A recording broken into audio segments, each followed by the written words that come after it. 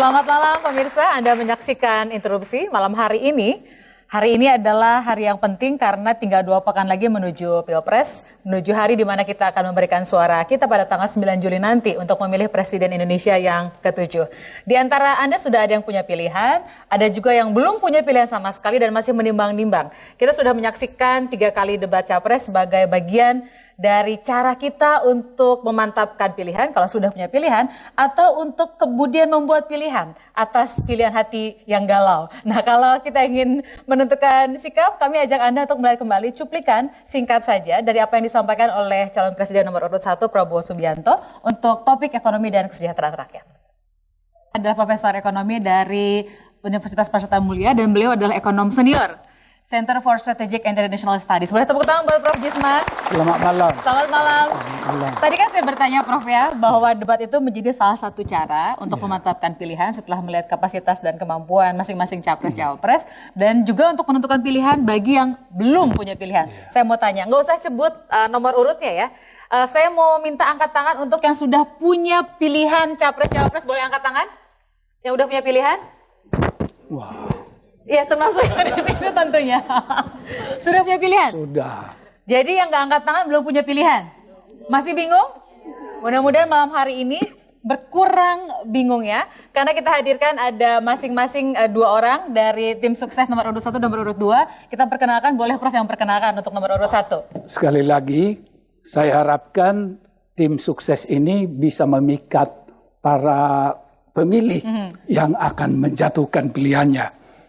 Tim sukses 1 terdiri dari Pak Laude Kamaluddin, Profesor, dan Pak Sandiaga Uno, pengusaha terkemuka. Nomor urut 2 biar adil, Prof juga yang kenalkan. Tim sukses 2 juga mirip komposisinya, Pak Anies Baswedan, Profesor, dan Pak Haryadi Sukamdhani, pengusaha yang juga sangat sukses. Jadi ini adalah orang-orang yang harusnya bisa memikat hati yang belum punya pilihan. Kalau saya tidak, juga belum punya pilihan, jadi harus bisa memikat saya. Bisa. Kalau tidak, percuma mereka dihadirkan di sini.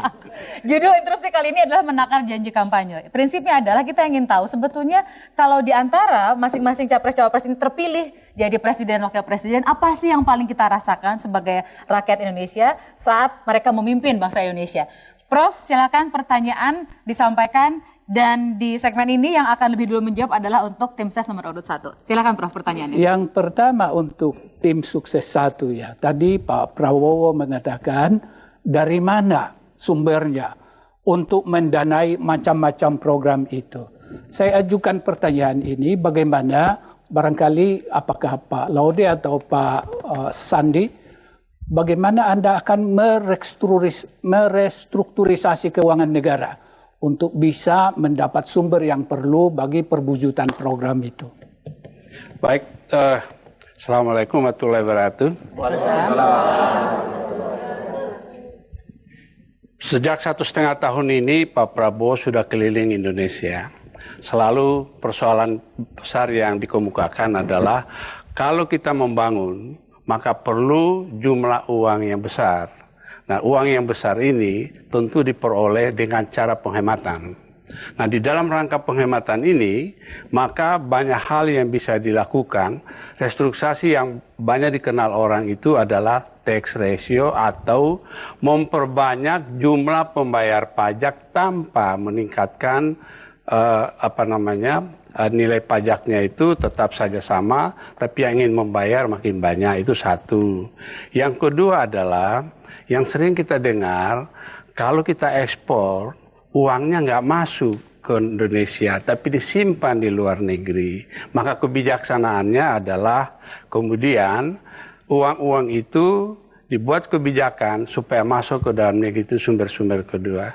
Ketiga adalah kebocoran-kebocoran yang dilakukan oleh suatu transaksi yang di dunia usaha, khususnya itu di dunia pertambangan, itu juga dilakukan. Yang sering juga selalu kita dengungkan itu adalah penghematan. Nah, di dalam penghematan ini yang paling pokok itu adalah APBN, itu perlu dilakukan penghematan, dan uang-uang yang turun ke daerah itu harus mampu dihemat sedemikian rupa sehingga kita bisa mendapatkan jumlah uang yang cukup besar, dan jumlah uang yang cukup besar ini ditujukan untuk membangun kesejahteraan masyarakat. Kita boleh kasih tepuk tangan. Kita berikan waktu kira-kira 2 menit, bukan tepat seperti halnya debat Capres-Cawapres. Tapi tadi Pak Laude, Prof. Laude sudah seperti Capres, sebelum 2 menit sudah selesai. Terima kasih loh Prof.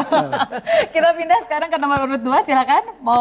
Tadi Pak Jokowi berkata bahwa kita perlu semakin berdikari. Apakah Pak Anies bisa menjelaskan lebih lanjut bagaimana pemilih harus menafsir pernyataan ini? Iya. Mengenai berdikari, dan Pak Jokowi tadi menyampaikan bahwa fokus dari pembangunan itu ada pada peningkatan kualitas manusia. Karena ada kepercayaan yang luar biasa besar bahwa kekayaan terbesar negeri ini adalah pada manusianya, bukan pada sumber daya alam. Nah, selama ini kita tidak memfokuskan pada pengembangan kualitas manusia. Sehingga kalau kita saksikan sekarang, apakah kamera ini atau jam tangan atau HP, semuanya serba impor. Kenapa impor itu terjadi? Tentu karena di dalam negeri kita tidak produksi, tapi sisi lain karena tenaga kerja kita memiliki level pendidikan yang rendah. Kalau kita perhatikan, di tenaga kerja kita hanya 6% yang pendidikan tinggi, 53% adalah SD ke bawah. Produk dengan added value tinggi macam apa yang bisa dihasilkan dengan komposisi tenaga kerja seperti sekarang? Itu harus diubah. Dan kalau kita fokus pada peningkatan kualitas manusia, dan itu artinya sehat, terdidik. Karena itu kemudian Pak Jokowi programnya adalah Indonesia sehat dan Indonesia cerdas, Indonesia pintar. Karena memang orientasinya pada kualitas manusia. Dari situ kita bisa memiliki kemandirian. Penduduk kita cukup besar untuk menjadi sebuah pasar tersendiri. Tetapi hari ini seringkali justru kita menjadi target dunia daripada kita sendiri yang memproduksi untuk kebutuhan masyarakat kita di Indonesia. Nah, orientasi ini adalah revolusi mental yang dikatakan oleh Pak Jokowi. Kita ubah mindset-nya. Dan termasuk mindset memikirkan dari alam ke manusia. Saya berkali-kali malah menggarisbawahi, kalau kita fokus terlalu pada soal kekayaan alam, sebenarnya meneruskan tradisi berpikir kaum kolonial. Karena dulu ketika mereka menguasai Indonesia, tidak dipikirkan manusianya. Yang dipikirkan adalah kekuasaan alamnya. Baik. Kita harus ubah itu, menjadi fokus pada manusia. Tepuk tangan juga untuk Mas Anies Baswedan. Saya mau tanya untuk yang masih bingung-bingung tadi, sudah ada yang terpikat hatinya dengan jawaban kedua orang ini? Sudah, ya. sudah ada yang terpikat. Masih ada yang galau juga? Masih. Mari kita lanjutkan segmen berikutnya. Mudah-mudahan segmen berikutnya membuat kita semakin punya pilihan siapa yang akan dipilih pada tanggal 9 Juli nanti. Kita kembali sesaat lagi. Kita lanjutkan interupsi menakar janji kampanye pasangan Capres-Cawapres. Saya masih bersama dengan Prof. Disman. Silakan sekarang pertanyaan yang berikutnya, dan yang akan duluan menjawab adalah nomor urut 2, bergantian dari segmen sebelumnya. Terima kasih. Pak Haryadi Sukamdhani. Tadi Pak Jokowi mengatakan bahwa tujuan dari pembangunan adalah kemakmuran. Untuk itu sangat diperlukan penciptaan lapangan kerja. Dan penciptaan lapangan kerja berarti investasi. Sebagai tim sukses, kebijakan apa dan bagaimana kebijakan itu diimplementasi yang akan Pak Haryadi ajukan dan memikat bagi rakyat Indonesia untuk menciptakan lapangan kerja ini? Ya. Pak Jisman, jadi kalau kita melihat situasi mungkin terakhir ini 5 tahun terakhir ya, penciptaan lapangan kerja ini kan agak terganggu dengan hubungan industrial yang naik turun situasinya. Jadi investasi itu juga mengikuti daripada suasana juga hubungan industrial itu juga ada berpengaruh. Jadi kalau kami melihat bahwa dengan situasi angkatan kerja kita yang lebih dari 120 juta orang dan yang bekerja di sektor formal itu hanya kurang lebih 30%-nya, ini tidak akan membuat bangsa ini makmur seperti apa yang kita cita-citakan. Karena bagaimanapun di negara manapun yang maju, itu adalah masyarakatnya atau rakyatnya itu bekerja lebih banyak di sektor formal ketimbang di informal. Nah, kita ini kebalik. Kita informalnya jauh lebih besar daripada informalnya. Nah, pemikiran daripada tim ekonominya Pak Jokowi dalam mencapai kemakmuran tersebut adalah bagaimana supaya sektor formal ini berkembang. Berkembang tentunya diikuti oleh investasi. Nah, di sinilah yang nanti akan kita lihat bahwa masyarakat kita itu kita arahkan memang nantinya adalah untuk mendapatkan situasi lapangan kerja yang sifatnya adalah long term employment, di mana ini sejalan dengan sistem jaminan sosial kita, arahnya ke sana. Jadi kita juga tidak ingin dalam kaitan apalagi kampanye ya menjanjikan wah upah minimum akan sekian, tapi pada kenyataan malah itu menjadi bumerang. Dijanjikan misalnya upah itu menjadi sekian juta, tapi kenyataannya justru mempersempit lapangan kerja itu. Nah, kita sangat rasional melihat itu. Jadi kita melihat bahwa industri-industri yang sektor padat karya itu akan kita tumbuh kembangkan, akan kita berikan dukungan, dan juga sistem jaminan sosial kita ini akan kita maksimalkan untuk mendukung investasi itu.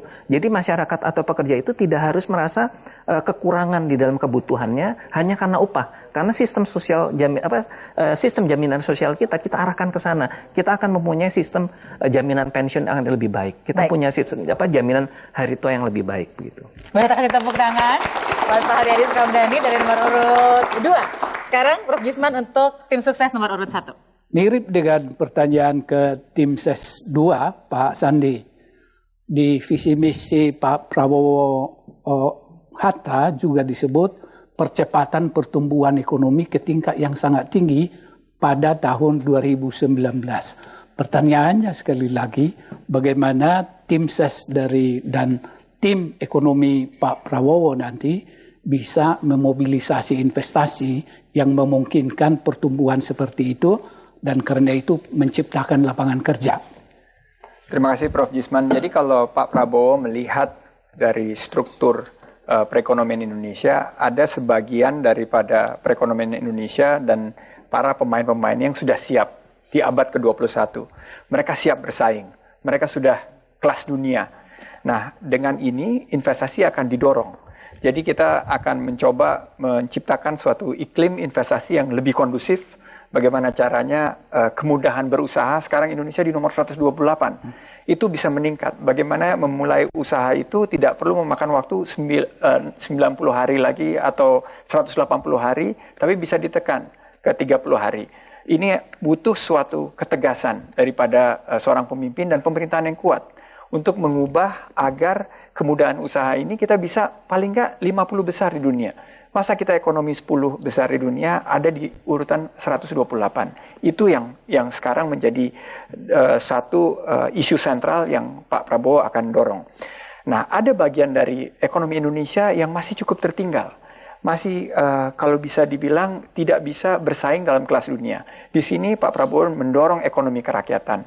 Bahwa bukan rakyat untuk ekonomi, tapi ekonomi untuk rakyat. Bagaimana memberdayakan mereka?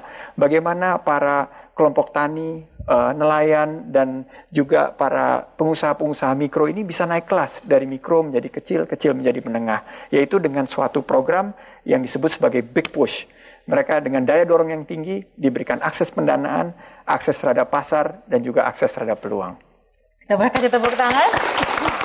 Prof. Gisman ini beneran loh kayak debat capres-cawapres pada tepat waktu. Jadi saya nggak usah mengingatkan waktunya yang kelewatan. Nah sekarang kita kasih kesempatan untuk masing-masing tim sukses nomor urut 1 dan 2 untuk saling memberikan pertanyaan. Sekarang saya kasih kesempatan pertama untuk nomor urut 1. Apa yang ingin ditanyakan kepada tim sukses nomor urut 2? Oke, Pak Jadid, yang kita lihat bahwa pemerintahan ini kan secara realistis hanya 5 tahun.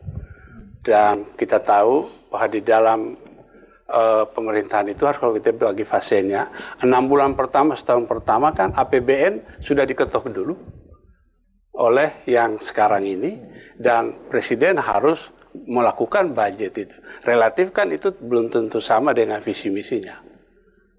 Nah seterusnya, jadi kerjanya cuma 3 tahun. Pertanyaannya adalah, Pak Jokowi selalu mengatakan, harus pertumbuhan sekitar 7%, bisa menciptakan lapangan pekerjaan. Rasa-rasanya itu jalan di tempat. Kira-kira seperti apa seharusnya supaya jumlah orang yang miskin itu naik kelas dengan pertumbuhan ekonomi yang dijanjikan. Terima kasih. Terima kasih. Jadi memang handicap daripada, saya rasa siapapun yang jadi presiden, masalahnya APBN-nya diketok tadi, jadi memang ada keterbatasan di situ. Tapi kami melihat begini, jadi memang harus ada terobosan-terobosan yang harus dihasilkan, Pak. Jadi yang bersifat adalah kebijakan yang bisa langsung dieksekusi dalam waktu cepat. Jadi misalnya contohnya adalah kita betul sudah melakukan penghematan, tapi sebetulnya kita kan sama-sama tahu, Pak, bahwa yang jadi masalah ini sebetulnya adalah biang keroknya kan ada di subsidi BBM sedemikian besar. Nah, tentunya ini juga menjadi patokan bagi kita semua juga untuk melihat bahwa apalagi kemarin permintaan untuk untuk meminta subsidi sudah dilakukan lagi kemarin ya Pak ya. Nah, jadi ini menurut saya salah satu juga yang perlu segera juga dilakukan kalau ke DPR itu minta subsidi naik. Tentunya di sini kita juga harus berpikir bagaimana bisa mengatasi masalah subsidi ini dengan cepat. Bagaimana caranya? Adalah kita harus realistis bahwa memang harus dilakukan penyesuaian terhadap harga minyak ini dengan bertahap. Tentunya itu tidak akan menaikkan sesuatu hal yang drastis naik dalam jumlah yang besar. Ini memang perlu sedikit usaha untuk melobi kembali bagaimana ada kelonggaran untuk mengurangi itu di sana. Nah, lalu juga yang paling penting yang saya lihat di dalam waktu yang dekat ini adalah upaya untuk melakukan upaya-upaya ekspor secara cepat. Karena sekarang ini terus terang kita juga lambat karena kondisi dari situasi dukungan kita terhadap upaya untuk ekspornya agak lemah, Pak. Dan juga yang paling penting adalah bagaimana kita juga melindungi pasar dalam negeri kita dari impor. Jadi ini juga bisa kita kurangi untuk mengurangi daripada defisit berjalan tadi. Terima kasih tepuk tangan lagi. Sekarang bergantian, silakan. Tim sukses Capres nomor urut 2 untuk bertanya ke nomor urut 1. Jangan tanya singkatan sama saya. Mungkin kalau saya yang paling kurius adalah masalah kebocoran ya, karena selalu itu disampaikan kebocoran. Jadi tentunya nanti terserah Pak Laude atau Pak Mas Andi. Jadi ini juga saya pikir perlu ada kejelasan karena kebocoran yang disebutkan itu sudah juga dikonter oleh para pihak. Katanya menyadur dari KPK, KPK-nya bilang itu salah dan sebagainya. Tapi ini juga perlu kita lihat sebetulnya seperti apa sih kebocoran di dalam persepsinya pihak Pak Prabowo Hatta ini ya melihat itu. Mungkin itu. Jadi mungkin terima kasih Mas Haryadi. Yang perlu kita garis bawahi pertama-tama adalah bahwa sekarang diskursus tentang kebocoran itu sudah diangkat. Dan ini adalah awareness, dan menurut saya sekarang semua pihak tiba-tiba sadar gitu bahwa ada kebocoran. Dan di setiap ekonomi di dunia itu pasti ada kebocoran. Nah, berapa kebocorannya? Ini sayangnya kita terjebak nih, mau bicara 1.000 triliun, 1.500 triliun.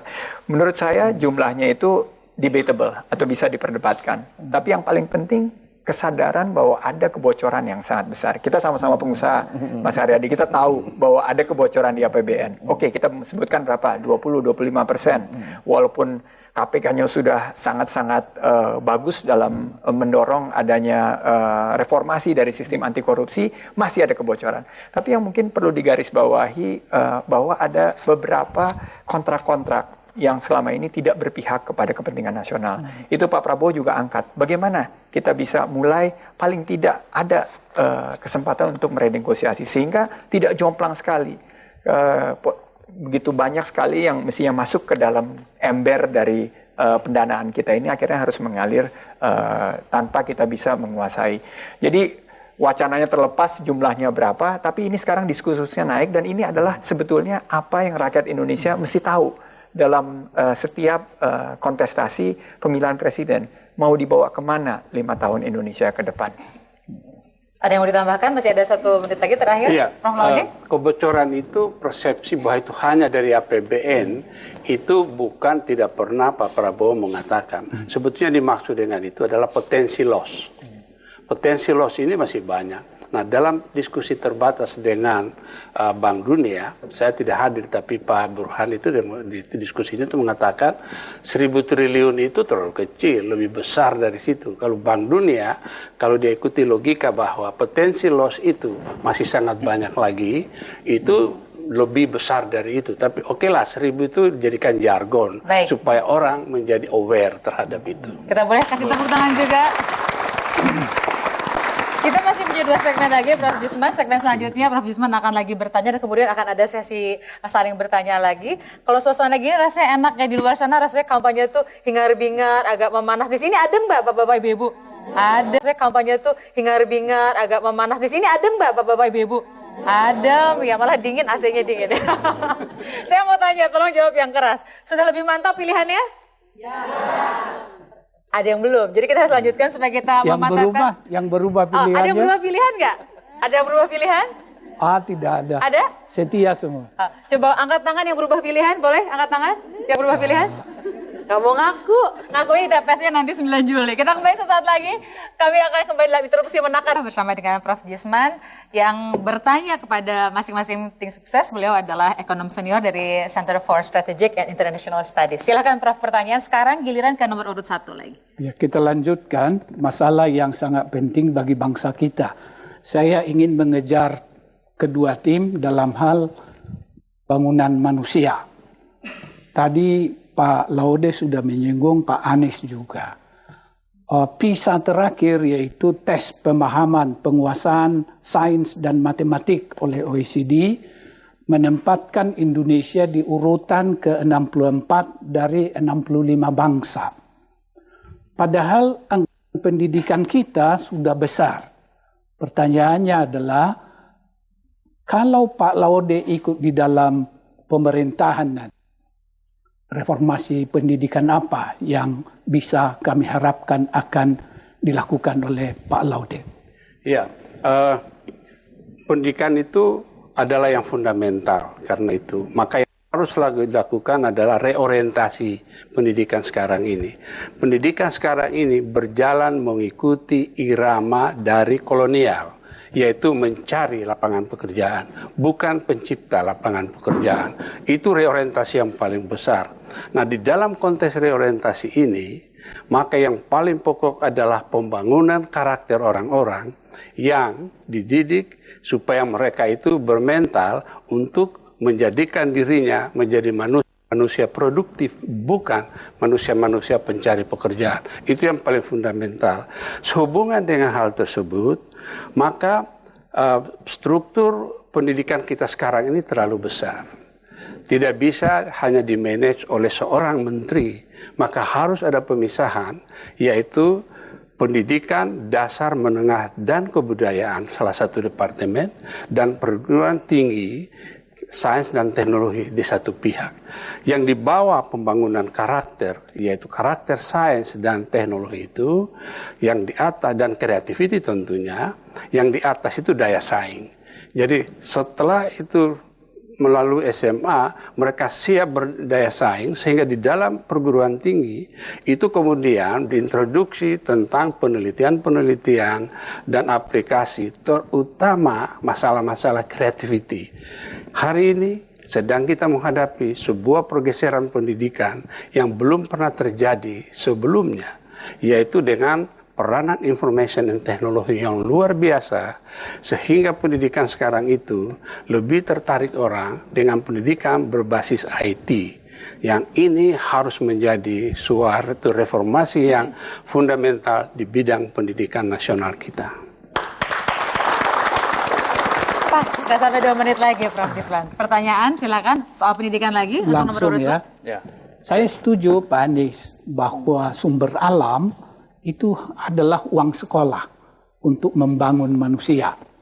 Tapi pembangunan manusia terdiri dari kesehatan, pendidikan, dan kewirausahaan. Tiga-tiganya harus ada.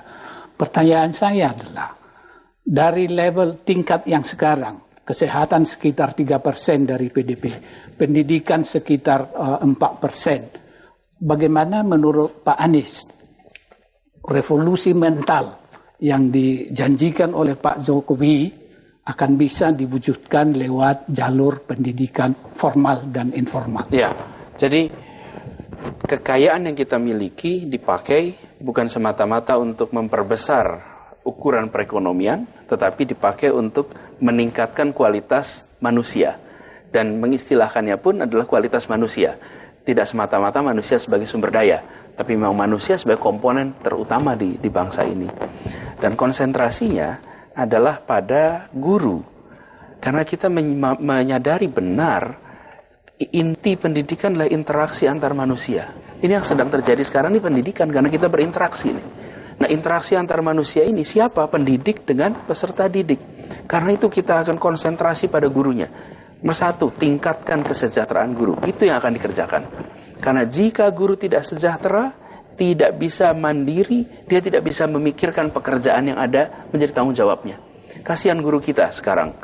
Pada mereka kita titipkan masa depan Indonesia, tapi kita tidak memikirkan secara serius nasibnya.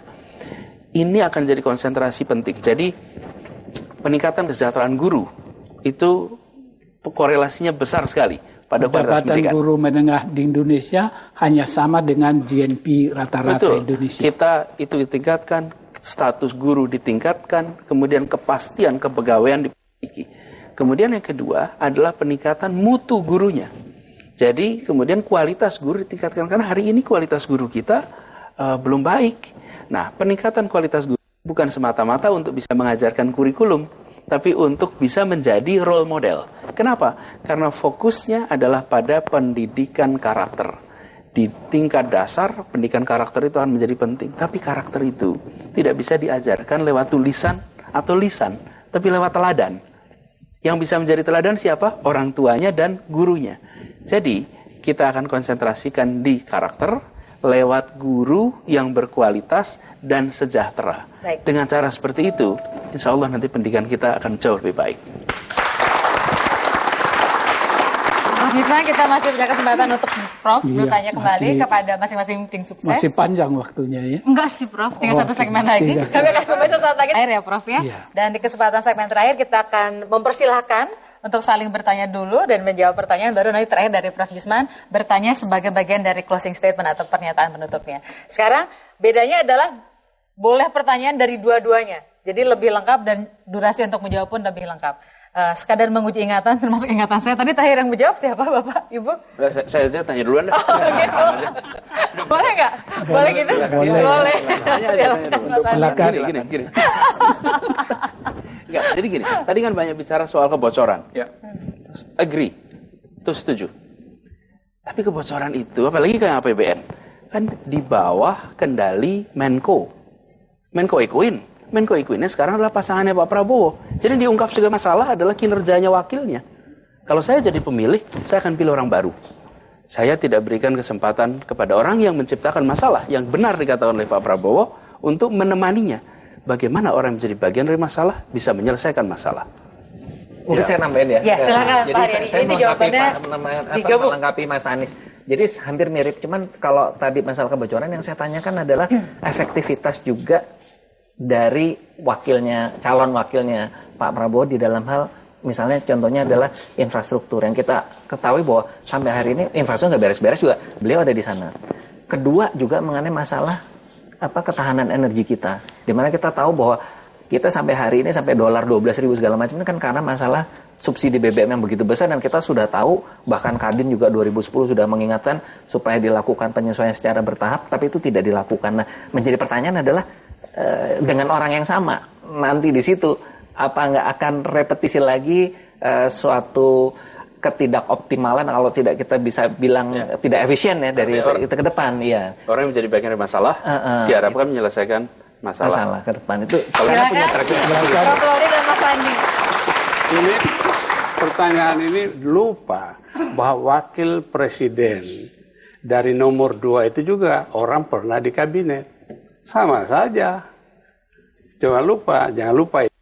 Padahal itu malah dia dalam posisi wakil presiden. Tapi kebocoran tetap. Jangan lupa, jumlah kebocoran ini seolah-olah adalah warisan. Bukan saja zaman reformasi. Dari zaman sebelumnya baru, kan selalu kita bilang kebocoran 40%, 30%. Jadi yang mau dikatakan Pak Prabowo itu adalah kebocoran ini seolah-olah warisan dan ini harus stop. Itu intinya. Kalau kita bicara wakilnya, kedua-duanya wakilnya kan bukan juga orang baru. Dan itu tidak relevan. Cuman bedanya ketika Pak JK itu man of action. Meskipun wakil presiden selalu punya terobosan, termasuk soal infrastruktur. 5 tahun pertama Pak SBY dan 5 tahun kedua Pak SBY objektif, konstitusi sama, tapi yang kedua kalah cepat. Dan juga Silakan pengurangan lanjutkan. mengenai Betul minyak tanah itu, ke gas. tapi tidak menghilangkan esensi kebocoran terus-menerus ada. Tapi pertanyaannya bukan pada kebocoran ya, bahwa Pak Hatta di sana menyaksikan dan dikritik banyak, tetapi sekarang diharapkan menyelesaikan masalah. Kalau buat pemilih ya, buat pemilih. Mungkin yang perlu kita sadari adalah salah satu. Ini jangan saling tuding menuding. Dan menurut saya yang paling penting itu adalah sekarang kita mengerti ada kebocoran, mau itu zamannya Pak JK juga ada kebocoran. Kita tidak mau saling menyalahkan, tapi yang paling penting adalah suatu kepemimpinan yang tegas, berani, visioner untuk menutup kebocoran tersebut. Pak Hatta sekarang karena bagian daripada pemerintahan Pak SBY, baik jilid 1 maupun jilid 2, tahu di mana ini, bagaimana caranya, butuh suatu kepemimpinan yang tegas, mengambil keputusan. Untuk menjawab Mas Haryadi tadi, saya kesini ini 3 jam di jalan. Ini macet di Jakarta. Infrastruktur itu bukan masalah hanya pusat, tapi masalah juga gubernur. Sementara gubernur sekarang sudah belum 2 tahun sudah mau bertarung di Capres. Nah ini yang kita perlu pertanyakan sendiri. Infrastruktur itu nggak bisa diselesaikan hanya dengan pemerintahan pusat, pemerintahan daerah, dan pemerintahan daerah yang komit diberi amanah 5 tahun, ya selesaikan 5 tahun. Ini adalah waktu kita semua di Jakarta itu memilih beliau, kita benar-benar ingin bahwa Jakarta itu berubah. Kita menaruh perhatian kepada mereka. Nah kepada yang infrastruktur ini, jelas kemungkinan juga tegas mengambil suatu posisi. Bagaimana caranya kita membebaskan lahan? Kalau misalnya dalam pembangunan infrastruktur ini banyak sekali yang tidak mau dibebaskan lahannya. Apakah kita harus mengajak makan mereka sampai 65-70 kali ke istana? Kan nggak bisa. Harus ada pemimpin yang tegas mengambil keputusan, ada hukum terkait ini ya, dan ada juga kemampuan untuk menghadirkan infrastruktur tersebut. Kita beri tepuk tangan. Ini ternyata panas di belakang kayak mesin diesel. Enggak, Saya sekarang kasih kesempatan untuk nomor urut 1 bertanya kepada nomor urut 2 dan boleh dua-duanya, boleh Prof. Laude dan Mas Andi juga memberikan pertanyaan. Silakan. Pak Anies, Anda dikenal sama dengan Anda wakil tukang belusukan di pendidikan. Sama saja belusukan. Sebenarnya yang diketemukan itu sudah diketahui umum juga. Tapi ada sebuah generasi yang Anda tidak pernah belusukan, yaitu misalnya lahirnya sebuah generasi digital yang di tangannya tanpa HP, tanpa alat itu, dia tidak bisa hidup lagi. Di dunia pendidikan, itu adalah variabel yang menentukan hari ini. Dan dosen-dosennya tidak siap untuk hal ini. Pertanyaannya adalah, dosen atau guru yang dikatakan sekarang ini sudah lebih pandai dari muridnya, karena murid bisa akses ke Google lebih cepat jika dibandingkan dengan gurunya. Sekarang pertanyaannya adalah, bagaimana Anda melakukan strategi untuk mempercepat supaya guru ini tetap menjadi teladan? Terima kasih. Mas Adi ada pertanyaan? Enggak, saya mau memberikan kesempatan kepada Pak Anies. Karena ini masalah yang sangat penting. Silakan. Bagus. Jadi gini, ada satu hal yang mendasar di situ, listrik. Tanpa adanya listrik, seluruh alat-alat itu tak berarti. Dan salah satu masalah utama di Indonesia, begitu bicara soal pendidikan, begitu ada listrik, tidak ada transportasi, langsung masalah kesehatan muncul, masalah pendidikan muncul. Jadi kita tidak bisa kita bicara soal pendidikan itu independen dari soal energi dan soal transportasi, karena dua itu mendasar sekali. Nah, ketika bicara soal digital, kemudian penggunaan teknologi, ya itu diperlukan. Bahkan kalau bicara Indonesia, konektivitas untuk distribusi pengetahuan menggunakan itu jauh lebih efisien. Tapi itu harus dilakukan justru bukan oleh Kementerian Pendidikan awalnya, tapi justru oleh pengadaan energi, listrik, dan energi yang dibangun juga energi yang sumbernya lokal dan bisa sustainable. Apakah itu angin, apakah itu air, apakah itu solar, tapi yang sifatnya lokal sehingga memungkinkan. Karena begini, saya membayangkan, masalah yang kita hadapi justru Karena angka anak-anak yang bisa selesai pendidikan dasar dan menengah itu terlalu rendah. Jadi yang tadi dikatakan soal pendidikan tinggi itu ya, tapi di pendidikan tinggi itu relatif jumlahnya kecil. Anak-anak kita itu mayoritas lebih banyak yang tidak menyelesaikan sampai SMA daripada yang lulus SMA. Jadi ini dan problem ini adalah di desa, di daerah-daerah luar urban. Karenanya ketika Pak Jokowi mencanangkan pembangunan dari pedesaan, itu orientasinya adalah jangan sampai saudara-saudara kita yang di desa justru tertinggal. Karena kenyataannya sekarang di desa-desa lah kemudian itu terlewatkan. Dan karena mereka minim akses pada komunikasi, masalah yang mereka hadapi pun tidak terekspresikan keluar. Baik. Beda dengan yang di kota-kota. Terima kasih tepuk tangan juga. Boleh maaf ya? Waduh, durasinya udah habis Pak Haryadi. Saya harus kasih kesempatan berimbang kepada masing-masing tim saya. Sekarang Prof. Jisman memberikan pertanyaan untuk kemudian menjadi pernyataan penutup pada saat dijawab oleh masing-masing tim saya. Yang duluan sekarang nomor urut 1. Nomor urut 1. Begini, tim ses 1. Indonesia adalah bagian dunia. Indonesia bagian Asia. Indonesia bagian Asia Timur. Bagian ASEAN. Tapi kalau saya baca visi misi keduanya cenderung protektif, melindungi diri terhadap bagian dunia lain ini. Bagaimana Anda merumuskan suatu kebijakan yang berimbang antara keterbukaan dan kebutuhan proteksi terhadap dalam negeri? Ya.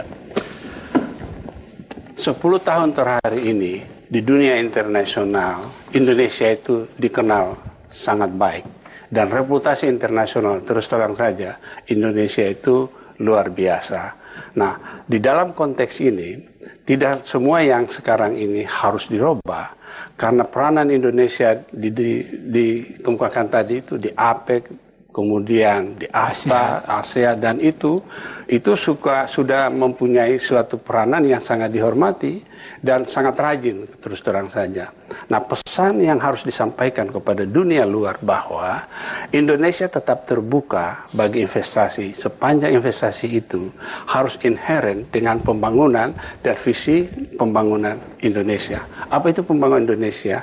Yaitu kesejahteraan sosial, dan bangsa-bangsa di dunia ini juga ingin melihat Indonesia itu yang kelas bawah ini naik, karena yang kelas bawah ini juga bagi dunia luar ini adalah potensi yang akan mendorong perdamaian maupun pasar di dunia ini. Terima kasih, kita kasih tepuk tangan buat tim ses Capres nomor urut 1. Pertanyaannya sama atau berbeda? Silakan Prof. Jisman. Mirip. Begitu terpilih dan dilantik presiden yang akan datang, harus pergi ke leaders meeting APEC, harus menghadiri pertemuan puncak dari ASEAN Plus, harus pergi ke G20, dan seterusnya, dan seterusnya. Pesan apa yang akan dibawa oleh Pak Jokowi dalam menghadiri pertemuan-pertemuan puncak ini dalam kaitan dengan ekonomi dan kesejahteraan di Indonesia? Ya.